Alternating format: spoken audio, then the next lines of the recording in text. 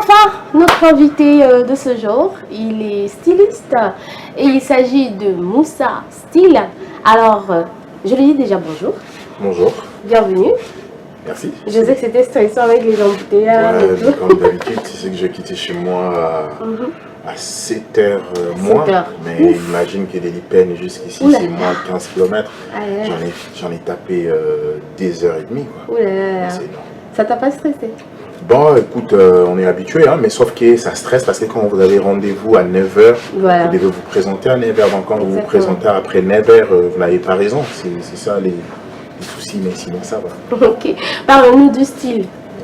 Bon, le style, c'est une manière de s'habiller. C'est une façon de s'habiller, c'est ça les styles. Et ton style, c'est quoi exactement? Bon, j'ai un style urbain, mais c'est depuis un certain moment, j'essaye d'être focus sur les styles traditionnels, qui est notre identité, parce que beaucoup d'entre nous ne s'acceptent pas. Ça, c'est déjà un problème de nous, des Africains. Le meilleur, c'est ce qui est à l'autre, et nous, les Congolais, le meilleur, c'est ce qui est aux autres, en quelque sorte. Mais depuis un certain moment, j'ai commencé à promouvoir les textiles congolais, qui est les Kuba de chez nous. Les Kuba de chez nous. Il y a aussi quelques images qu'on a vues de toi là. Oui, tu as dit le style urbain et le Kuba de chez nous. Alors, oui, tu as dit parce qu'on ne s'accepte pas. Et on te voit aussi avec un gros sac là. Qu'est-ce que tu ça, en fait, raison pour laquelle c'est... En fait, aujourd'hui, si je pourrais d'abord expliquer ça, c'est une petite parenthèse. Je pourrais expliquer. Quand j'étais encore enfant chez nous, chez mes parents, il y avait un tableau chez nous à la maison, un tableau des velours Kuba. Je me rappelle, paix à son nom, ma défunte sœur, on avait tendance à mettre les aiguilles dans ces tableaux qui étaient dans notre salon, en fait. À chaque fois qu'on avait besoin d'un aiguille, c'est là où on prenait. Donc, du coup, j'ai eu à voir ces liens entre... dans ton sac, on va le mettre ici. J'ai eu à voir cette connexion, je dirais, entre ma personne et les Kuba. Donc, c'est au niveau de la maison. Et quand j'ai grandi, et je me suis lancé dans la mode, et j'ai retrouvé encore cette matière qui était permanente dans notre salon, qui nous aidait en fait à retrouver toujours nos aiguilles. Donc voilà, c'est vraiment cette histoire d'amour. Et je pense que c'est ça qui a fait en sorte que je sois vraiment plus aussi, depuis un certain temps, focus sur les textiles congolais qui est les Kuba. Cette matière-là, on l'a aussi ici sur ton sac? Ouais, c'est ça, en fait, c'est cette matière que je suis en train de parler. Ok, alors, moi je pose beaucoup de questions. Sur ton sac, il y a ce tissu, on l'appelle comment? C'est le raffia? Ouais, c'est les showa, c'est les raffia. En général, on appelle Kuba, raffia, mais il y a des spécificités de chaque imprimé, de chaque modèle. On a les raffia, on a les showa, on a les velours, donc il y en a plusieurs. On peut dire que notre culture, elle est riche quand même, dans le style, dans la mode. Moi, je dirais les Africains, c'est les hommes les plus anciens de l'histoire. Donc, quand je parle des Africains, je parle vraiment des Africains avec la peau foncée, que nous sommes, que j'en suis fier personnellement. Donc, si je veux parler du travail artistique de nos ancêtres, ça, je vous dis, c'est exceptionnel. Donc, quand je regarde d'abord ce que les ancêtres ont eu à nous léguer, c'est énorme, mais faute à nous qui n'arrivons pas peut-être à le valoriser en quelque sorte. Dans ton sac, il y a quoi? Dans mon sac. Si je suis trop curieuse. À l'intérieur de mon sac. À l'intérieur de ton sac. À l'intérieur de mon sac, il y a des vêtements, il y a des bombers. Je pense que je vais t'offrir merci, c'est gentil. Un bombers signé Moussa Style. Merci beaucoup, ça me ferait plaisir. On ne sait pas voir un style là? Ouais, il n'y a pas de problème. Hein. Je peux l'ouvrir si ça ne vous dérange pas. Ça, c'est les bombers, c'est les meilleurs bombers de la République, comme vous pouvez le voir. Les détails, la finition. D'accord, je crois que c'est là-bas qu'on peut voir. Ok, alors, merci beaucoup Moussa. Je sais qu'il y a plusieurs autres choses. Alors, dis-moi, cet amour du style, ça t'est venu de qui? En fait, je dirais comme ça, j'aimais beaucoup les vêtements. Et j'étais un commerçant des vêtements parce que tout ce que je portais, c'est tout ce que les amis voulaient acheter, quoi. Donc c'était comme ça. Donc, on va dire que c'était un talent pour toi. Ouais, donc c'était comme ça que je me suis lancé. Après, j'ai traîné chez un grand frère, Freddy Amboyo, que je remercie énormément.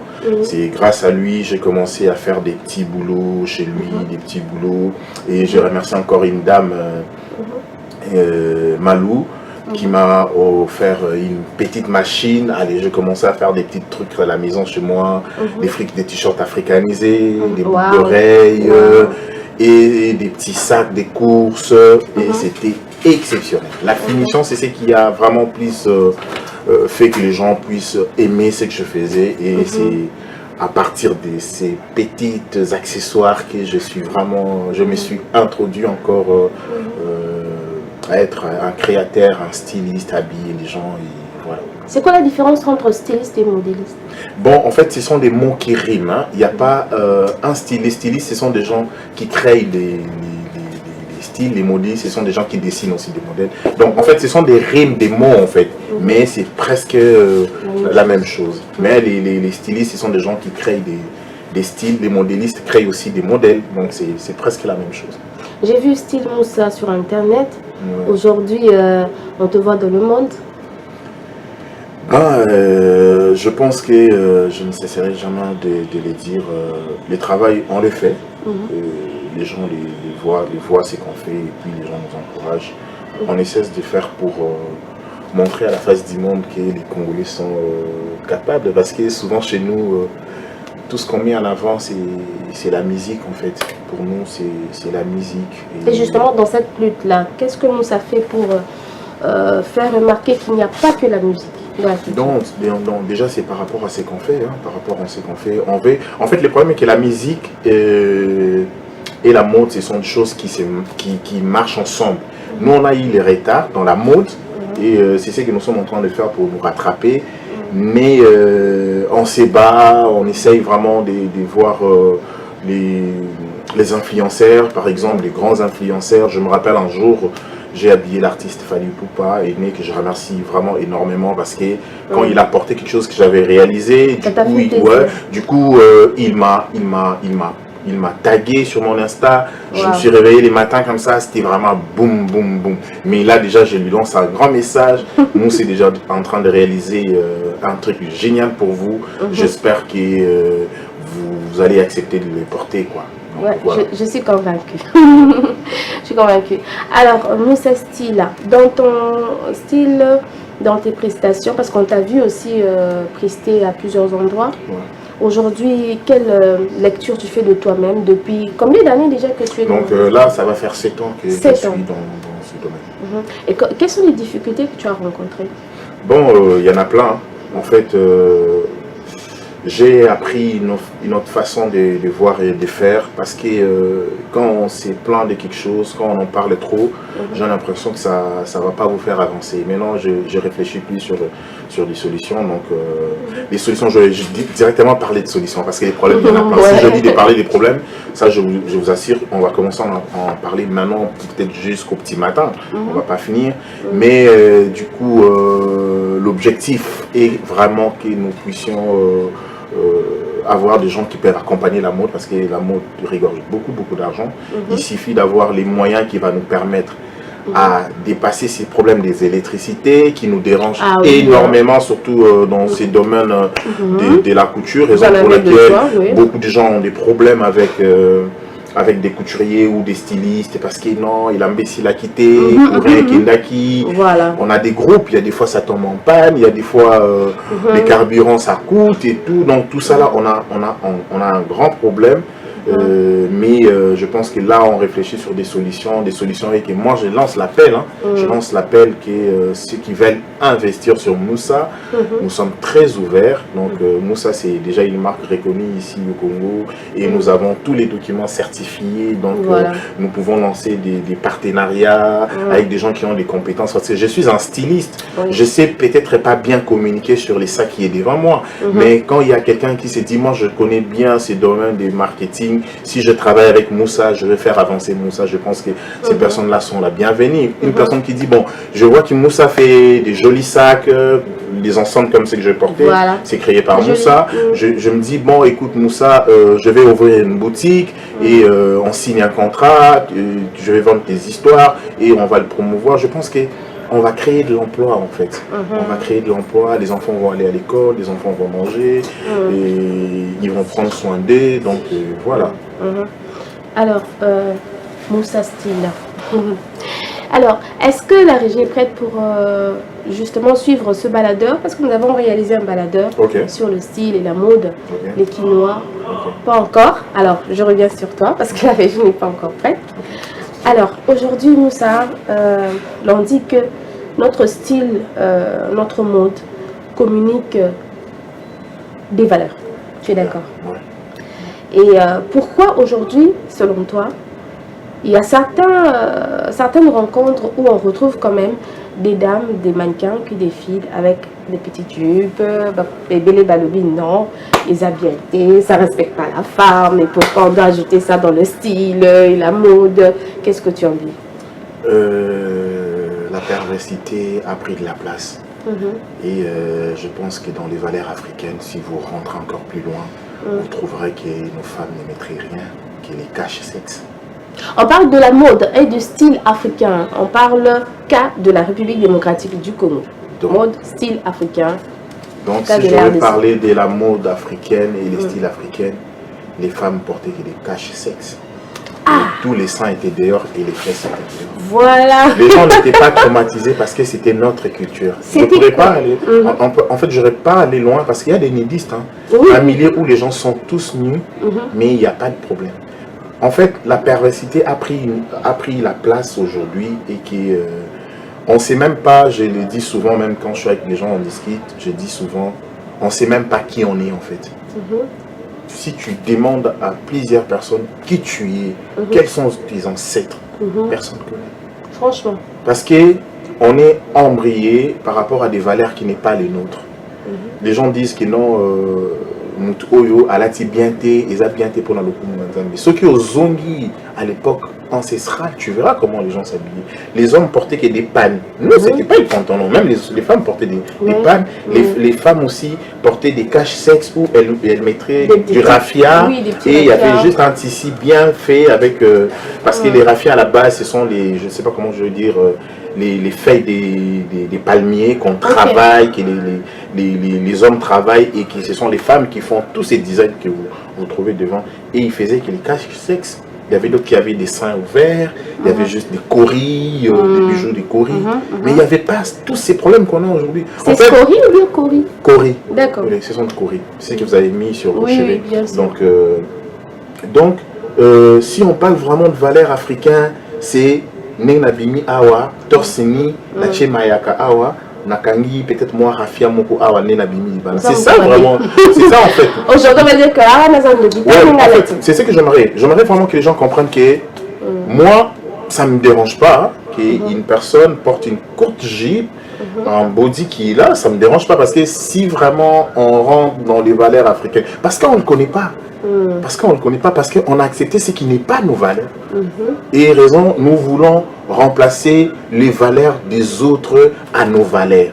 Et nous trouvons que nos valeurs ne sont pas la bienvenue parce que, entre guillemets, un pasteur vous a dit que ça, c'est la sorcellerie. Mais quand vous allez en Europe, vous allez trouver tous ces bijoux, toutes ces créations que nos ancêtres ont réalisées avant leur venue, se retrouvent dans leur musée. C'est ce qui embellissent leur musée. Est-ce que vous comprenez? Nous nous sommes débarrassés de ce qui était nos origines, nos valeurs. On n'en a plus. Les valeurs n'existent quasiment pas pour nous les Congolais et nous ne connaissons pas nos valeurs. Les valeurs, c'est pas quand tu es habillé décemment, tu as couvert ton corps. Ou c'est ça les valeurs, non.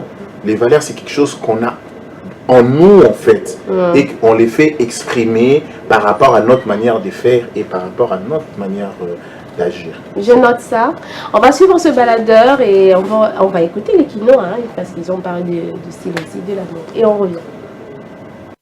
mode na biso la culture na biso façon d'être na biso ba congolais. Oui, c'est important vraiment. Culture na biso qui est du bosone to mona culture européen to mona ba européen ba ta ba mini nde biso to komi na ba biloko wana point to mona culture ba ninga ya biso to komi ko soa. OK, wana ya mindere o ya biso culture na biso so moi sala ta propre mobile pa la ta propre.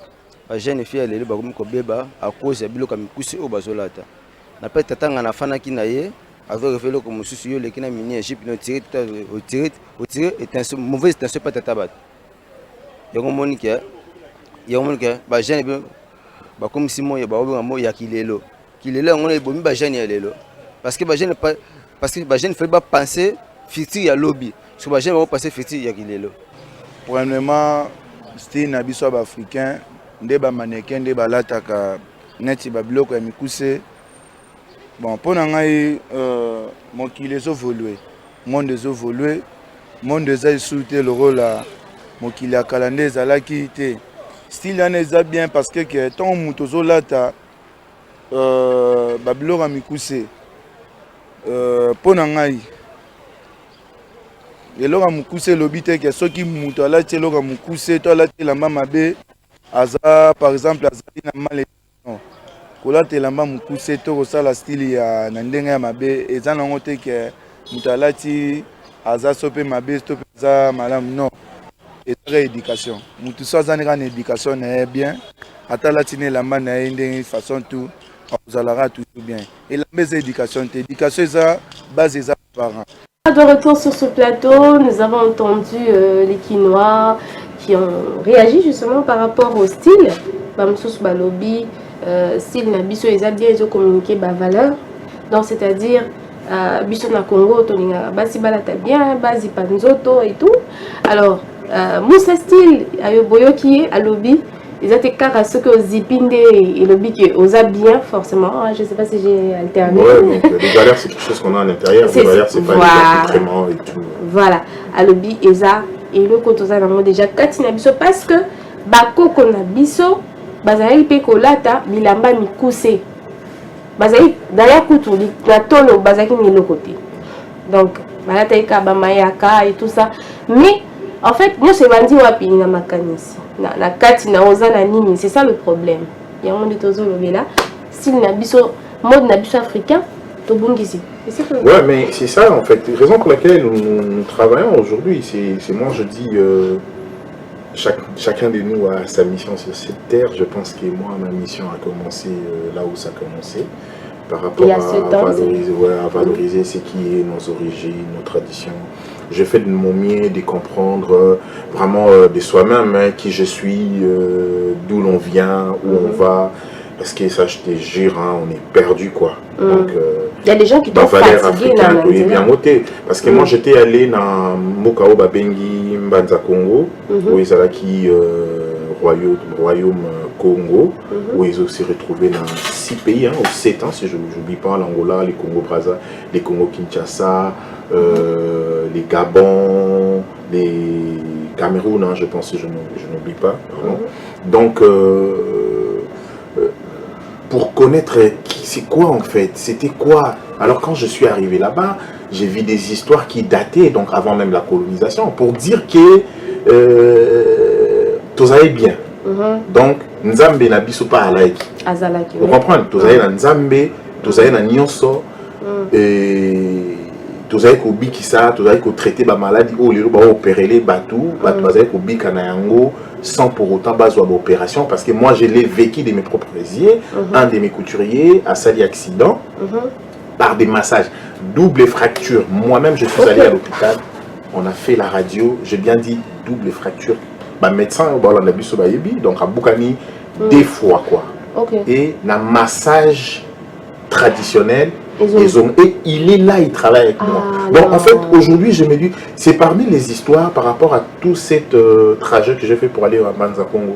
J'ai compris qu'ils savent pourquoi ils ont fait ça. Ils savent que ces gens bah, puissants, il faut tout embrayer bango.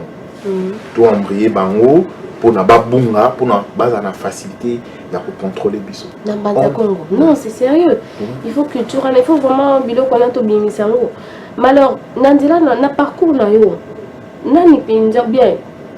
tout le monde peut-être s'interposer pour décourager que je suis sûr. Ouais. Non, bon, pas beaucoup.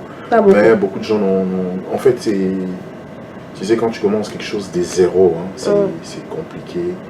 Et moi, je me rappelle, il y avait un ami qui s'est moqué de moi parce qu'après, j'avais dit un jour, on travaillait comme ça, je vais bâtir mon empire en réalisant des boucles d'oreilles. Ce sont des petits boucles d'oreilles que je réalisais avec des belles fiduciens. Je leur disais que je vais bâtir mon empire avec ces boucles d'oreilles. Et en disant cela, il s'est moqué de toi. Il s'est moqué de moi en fait, je me rappelle. Et Tofani Boye, Moussa a lobby, Moussa, l'autre ami a ici, a lobby nangai qui yo lobby au comme un million à boucle d'oreilles en fait. Mais en fait, la vie c'est l'homme, c'est pas les physiques. Comme j'ai toujours dit, l'homme c'est l'intérieur. C'est l'intérieur. Ouais. L'homme, c'est vraiment, c'est pas ce qu'on voit en fait, c'est qui parle, c'est qui s'exprime. C'est pas l'apparence. Ouais. Donc c'est ça, lui, l'homme.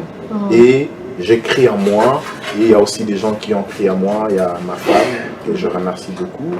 Merci Ngaloula Kalombo qui a crié en moi. Et il y a des gens qui m'ont encouragé. Excusez-moi de dire dans ce sens, c'est là qui ming na ça la mini en fait. J'ai rencontré des Mindélé, j'ai eu des amis à Mindélé et ils ont aimé. Mindélé, c'est aussi là où j'ai appris certaines choses. Mindélé là quand même peine à moi culture bien, où ils allaient qui ceux qui a yebi yozo salelo quoi bien à représenter pas bamisos. Ceux qui paient à yebi qui osent les sous honnêtes les sous à représenter ou les pas battre. En contrepartie à cause en bas pourcentage de. Ok. Aux hommes on a été bis à ceux qui m'ont amené le cop mon faut payer 10%. Non bah quand même là. En fait moi c'est que je dis qu'on en avait, ce sont des valeurs qu'on a perdues parce que nous quand on grandissait, quand on était des enfants, je pouvais quitter chez nous, je viens manger chez vous. Quand chez vous, la nourriture est prête, on vient manger chez vous.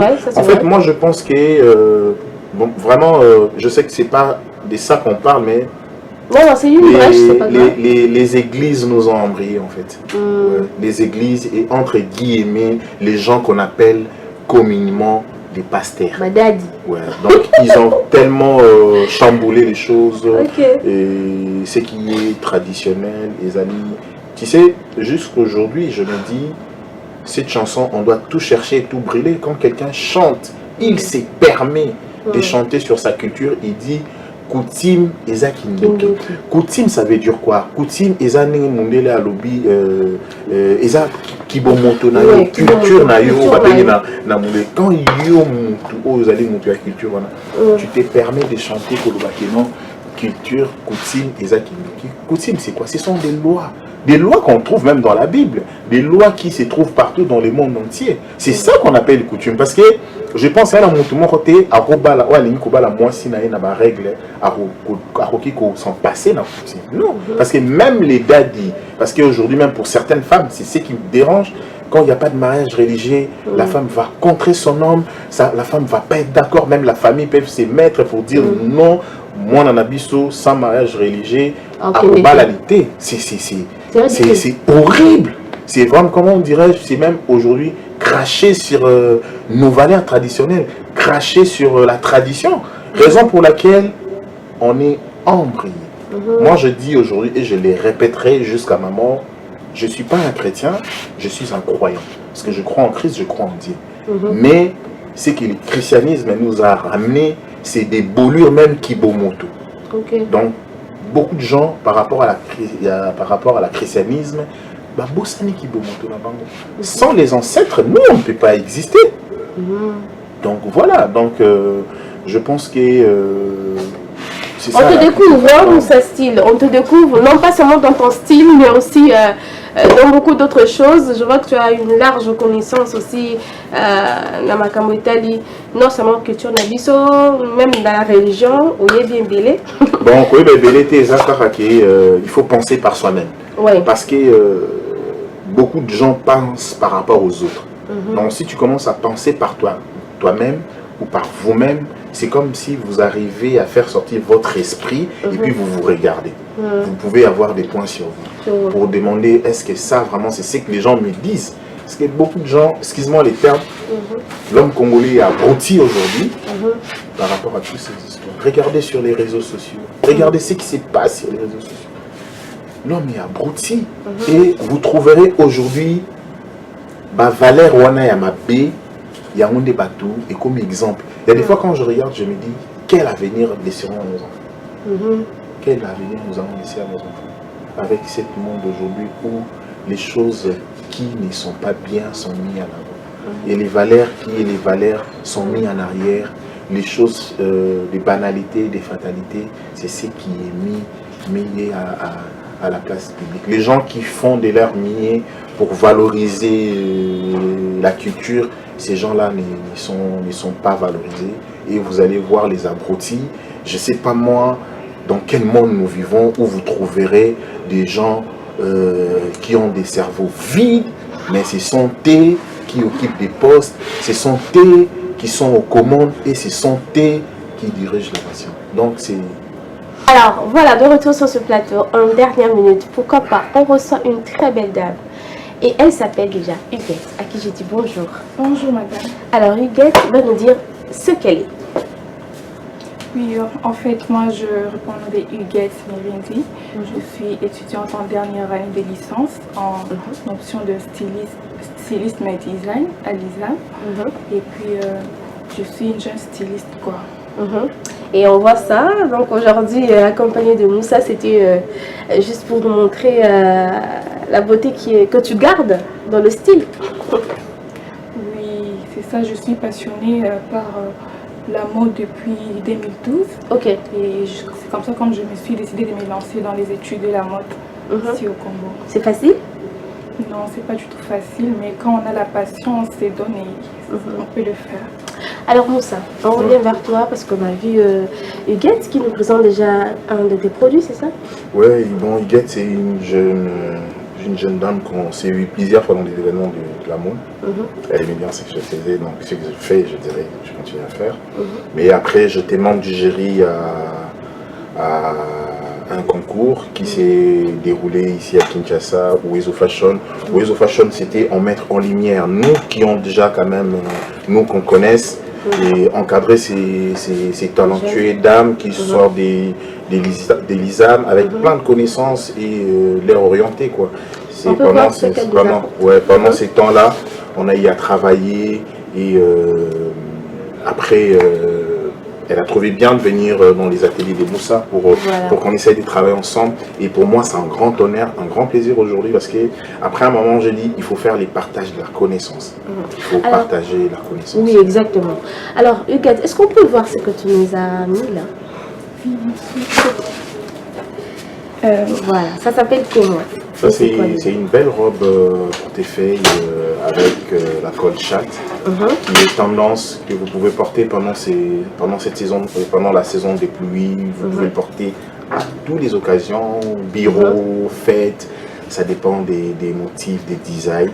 Mais on a d'abord lancé ça avec Madame Marlène de la boutique Vision Africa qui est sur Tombalbaye. On travaille en collaboration. Donc, une personne qui veut avoir cette belle robe que la dame a portée peuvent carrément passer chez Vision Africa pour en avoir. C'est disponible, au moment où je parle, c'est disponible. Vision Africa, c'est un partenaire, une dame qui, on essaye de travailler en synergie, rassembler nos forces pour qu'on puisse avoir plus de l'énergie pour avancer.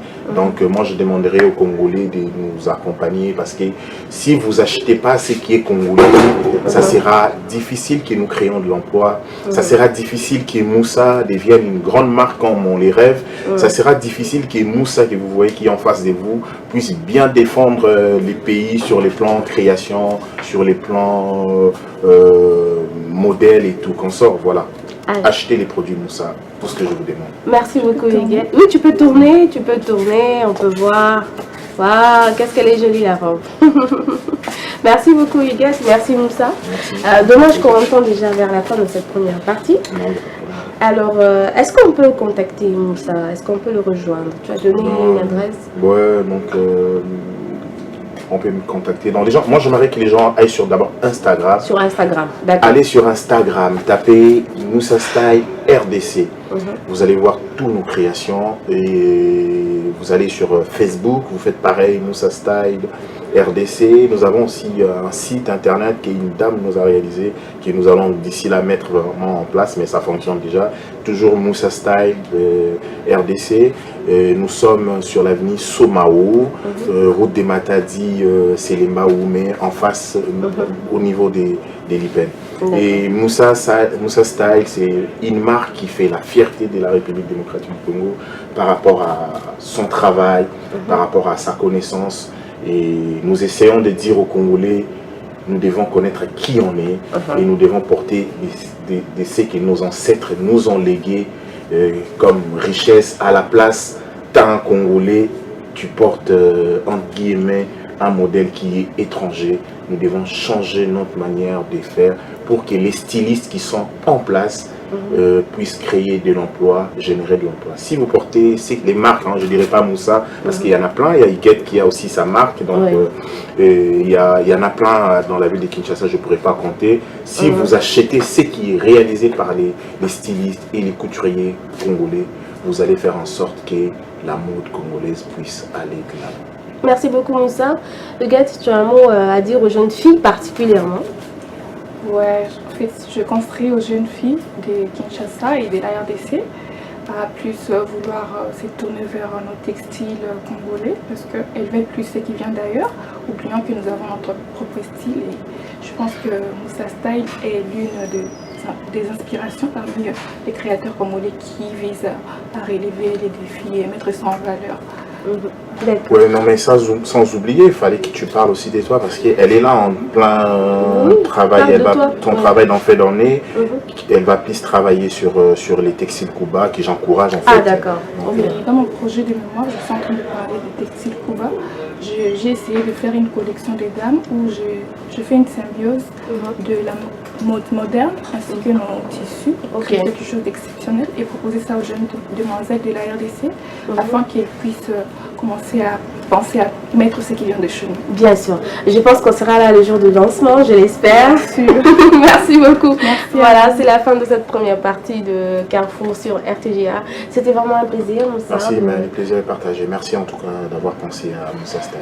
C'était un plaisir d'avoir reçu Moussa Style et je pense que ça vous a plu énormément. Et voilà qu'on va rebondir sur quelqu'un de spécial aussi, pourquoi pas, qui donne de la valeur à notre style mode congolaise. Il s'agit ici de Houston Messi. Bonjour. Bonjour madame. Bienvenue. Ça va bien. Bienvenue sur notre plateau. Merci beaucoup. Alors, Houston, j'allais dire Moussa, donc excuse-moi. Je comprends, oui. Alors, Houston, d'abord je commence à te poser une simple question. C'est depuis combien d'années que tu t'es lancé dans Fashion Show? Parce que tout à l'heure, il n'y a pas longtemps, tu as réalisé Fashion Show ici à Kinshasa. Et je dois dire que tu es également dans l'humanitaire. Effectivement. Voilà. En fait, ma carrière artistique, ça date déjà de 9 ans. Je suis entre 9 bientôt ça sera 10 ans. Parce que j'ai commencé en tant que mannequin, photo. Après que je commence, c'était en 2015 que j'ai commencé en tant que mannequin photo. Après ça, je commençais à défiler dans des événements autour, parce que là c'était à Bukavu. Là, je commençais à migrer vers Goma. Je fais aussi quelques défilés de mode où je participais, je représentais le pays à travers l'Afrique. Et aussi, j'ai participé dans le concours. Il n'y a qu'en 2019, au fait, que je suis rentré au pays. Je me suis dit, je dois rester au pays et commencer à faire des événements. Parce que moi, ça me faisait toujours mal de voir qu'ailleurs, il y a des très grands événements qui reçoivent des stylistes internationaux, qui reçoivent des mannequins qui viennent d'un peu partout.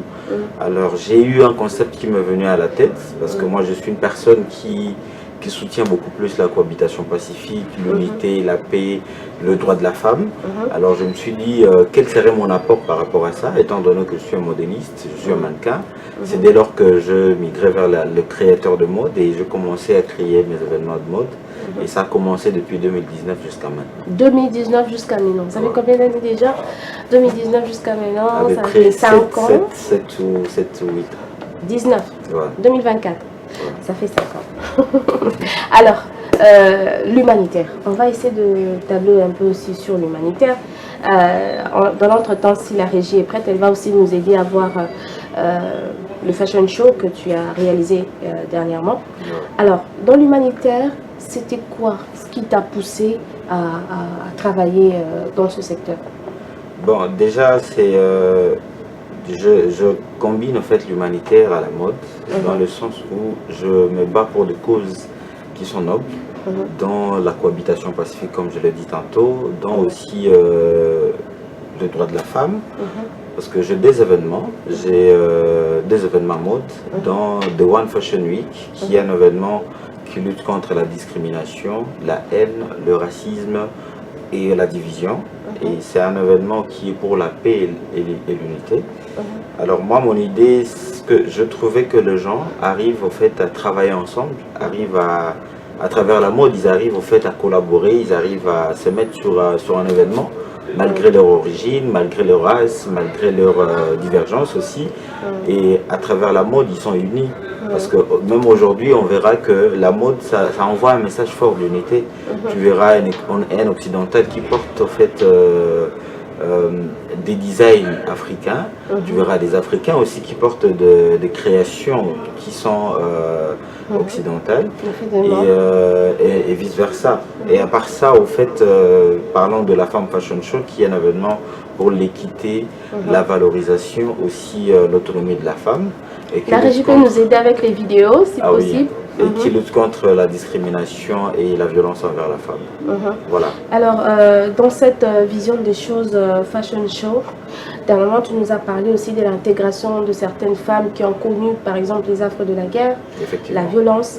Parle-nous un peu, en quelques mots, de ces femmes-là. Bon, tout a commencé à Bukavu, quand on a travaillé avec les femmes violées de la Fondation Panzi. L'idée, c'était de renforcer leurs capacités, parce que la Fondation Panzi, avec le docteur Mukwege, qui est l'un de nos partenaires clés,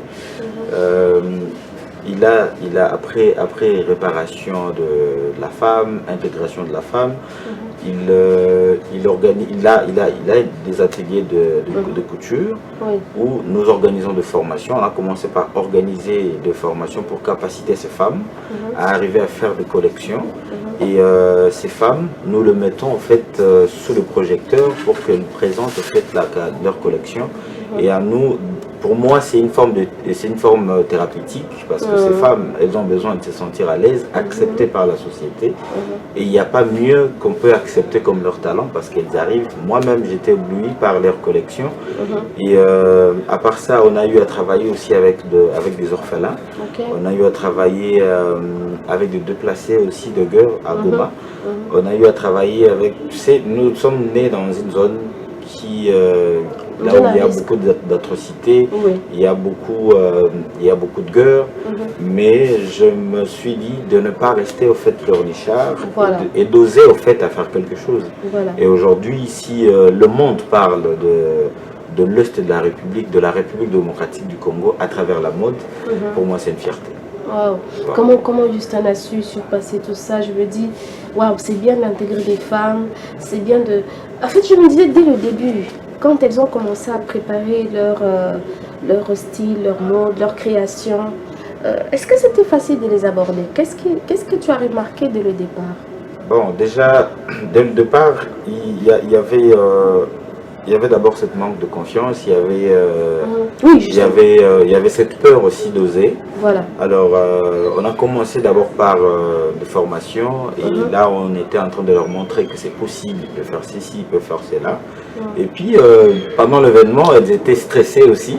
J'étais tout le temps là en train de les motiver, en train de rigoler avec, en train de blaguer avec pour qu'elles se sentent beaucoup plus à l'aise. Parce que c'était devant des autorités, le gouverneur de province, sa femme, c'était devant des partenaires et sponsors, c'était devant un grand public. Et la chose que j'ai beaucoup adoré est qu'après l'événement, elles ont fait une fête à Panzi et elles ont remercié grandement le prix Nobel en lui disant merci de leur avoir permis au fait d'être exposées et d'exposer leurs œuvres à travers ce genre d'événements. À quoi s'attendre de Houston ici après Fashion Show? Bon, la lutte continue, bien sûr, la lutte continue. Là, nous sommes en train d'organiser la 5e édition de The One Fashion Week. The One Fashion Week, comme je le disais tantôt, un événement humanitaire qui est pour la cohésion nationale, dans la cohésion pacifique, et aussi un événement qui unit, et c'est pour la paix et pour l'unité, qui sera sur une semaine. C'est prévu pour décembre. Nous sommes en train de fixer les dates. Je pense que d'ici la semaine qui arrive, on va annoncer les dates officielles. On aura à faire l'exposition à vente pendant toute la semaine. On aura à faire des panels avec différents acteurs qui œuvrent dans le secteur de la mode, dont les stylistes, le mannequin, les coiffeuses, les coiffeurs, et le maquilleur, les accessoiristes, les artisans. Donc tous ces métiers de la mode, on va les combiner à travers un grand panel. Et après ça, on aura un défilé de mode et exposition à vente. Ok.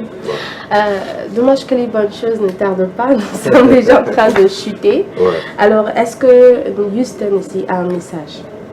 Le message que j'ai, c'est de demander beaucoup plus au fait, à nos autorités, à notre gouvernement de soutenir ce que nous faisons, parce que nous nous retrouvons toujours dans des difficultés, que ce soit budgétaire, que ce soit financière et logistique, parce que nous faisons des très grands événements qui coûtent beaucoup de budget, qui coûtent beaucoup de milliers de dollars, et de notre poche, au fait, on essaie de faire de notre mieux. Il y a nos partenaires aussi qui continuent au fait à nous soutenir, mais nous sommes en train en tout cas de demander au gouvernement d'avoir un œil au fait sur ce que nous sommes en train de faire, parce que non seulement ça fait la fierté de notre pays à l'international, ça vend aussi notre culture, c'est la jeunesse, il s'agit de la jeunesse, il s'agit de la culture, il s'agit de notre pays, il s'agit aussi, ça entre dans plusieurs aspects, dans le tourisme, parce que nous avons plusieurs stylistes qui viennent de plusieurs pays participer à l'événement. Et si à travers nos événements, le pays il a une bonne connotation à travers d'autres médias qui nous soutiennent, comme par exemple la RTGA qui est suivie partout en Afrique. Je pense qu'il est temps que le gouvernement mette la main à la pâte. Alors, il est temps que le gouvernement mette la main à la pâte. C'est sur ces mots que nous allons terminer cet entretien avec Houston Nissi. Je rappelle qu'il est mannequin de renom. Il travaille, il œuvre également dans l'humanitaire. Il ne va pas s'arrêter à l'est de la République démocratique. Non, là je suis sur Kinshasa. Là maintenant, il est à Kinshasa. Ici aussi, il y a des réalités, je pense. Ouais. Alors, c'était un plaisir, mesdames et messieurs, de l'avoir sur notre plateau de RTJ à Mukungchen Amond. J'espère que ça vous a plu de partout où vous êtes dans le monde. Et nous gardons rendez-vous avec lui prochainement, peut-être, qui sait. Voilà, merci de nous avoir suivis et à très bientôt. Restez sur RTJ à Mukungchen Amond. Au revoir.